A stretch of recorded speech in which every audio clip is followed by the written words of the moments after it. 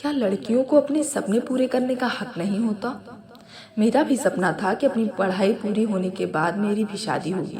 मैं भी दुल्हन बनूंगी, मेरी भी डोली इस दहलीज से उठकर दूसरी दहलीज पर जाएगी। लेकिन मुझे तो यहाँ सबने पैसे कमाने की मशीन समझ लिया है और इस घर को संभालने वाली कोई केयर टेकर जिसे सपने देखने का भी हक नहीं है। काश मेरी माँ होती तो आज मेरे साथ ये अन्याय ना होता। आज सुषमा के मन का गुबार फूट गया था। सुषमा, जिसकी माँ बीमारी के चलते उसे बहुत छोटी उम्र में छोड़कर चली गई थी। दादी तो उसके पैदा होने के 1 महीने के बाद ही चल बसी थी। माँ के जाने के बाद कुछ साल सुषमा को उसकी ताई ने संभाला। कुछ समय बाद सुषमा जी के ससुर ने उन्हें और उनके पति को घर से निकाल दिया। अब सुषमा उस घर अपने पापा और दादा के साथ घर में अकेली रह गई। दूर रहकर भी सुषमा के ताऊ और ताई उसे पढ़ाई में पूरा सपोर्ट करते थे।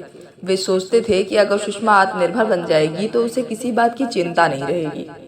खैर, सुषमा की मेहनत रंग लाई और वो दांतों की डॉक्टर बन गई। सुषमा के ऊपर अपने पापा और दादा की जिम्मेदारी भी थी। एक बार सुषमा के पापा ने दूसरी शादी भी की, लेकिन अब शायद उसके पापा और दादा को सुषमा की आदत हो गई थी। दूसरी माँ उस घर में 1 साल से ज्यादा टिक नहीं पाई और डाइवोर्स लेकर चली गई। सुषमा ने अपने ताऊ का दिखाया सपना देखा और उसे पूरा भी कर लिया। वो डॉक्टर बन गई।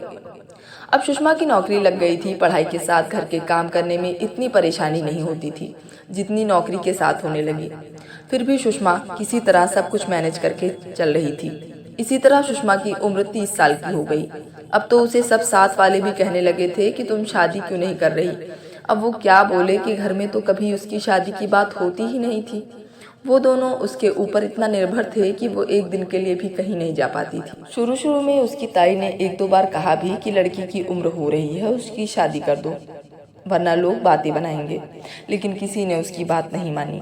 अब सुषमा को महसूस होने लगा था कि उसकी भी शादी हो जाए और वो भी किसी की दुल्हन बने। सुषमा के अपने साथ पढ़ने वाले रवि के साथ दोस्ती प्यार का रूप लेने लगी थी। एक दिन सुषमा ने अपने पापा को रवि के बारे में बताया तो वो सोच में पड़ गए। आज उन दोनों की आवाज़ बंद हो गई थी। तब सुषमा बोली, इतने सालों मैं आपकी सेवा करती रही, लेकिन आपने तो मुझे इस घर की केयर टेकर समझ लिया है। मैं भी इंसान हूँ, मुझे भी अपने सपने पूरे करने का पूरा हक है। लेकिन बेटा, शादी की इतनी जल्दी क्या है? कुछ दिनों में हम तेरे लिए अच्छा सा लड़का ढूंढकर तेरी शादी कर देंगे। रवि जैसे लड़के हमें पसंद नहीं हैं। बस कीजिए पापा, मैं खुद देख रही हूँ कि आप मेरी शादी के लिए कितने उत्साहित हैं। अब आप मेरे मामले में ना ही बोलें तो ज़्यादा अच्छा है, क्योंकि मुझे समझ आ गया है कि मेरे जाने से आपको कितनी परेशानी होगी। आप लोगों के काम कौन करेगा? पैसे तो मैं दे रही हूँ, उस पर अपनी पूरी ज़िंदगी भी खर्च कर रही हूँ। मैं रवि से कह रही हूँ कि अगर आप मुझे डोली में बिठाकर विदा नहीं कर सकते तो ठीक हो, हम कोर्ट मैरिज कर लेंगे।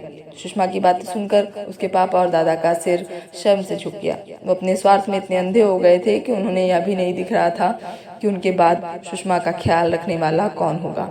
उसका अकेला पल बांटने के लिए कोई साथी नहीं होगा, तब वो कहाँ जाएगी? आखिरकार उन्हें अपनी गलती समझ आ गई और कुछ समय बाद सुषमा की दहलीज पर रवि की बारात लेकर खड़ा था। आज सुषमा के सारे सपने पूरे होने का दिन आ गया था। वो बहुत खुश थी।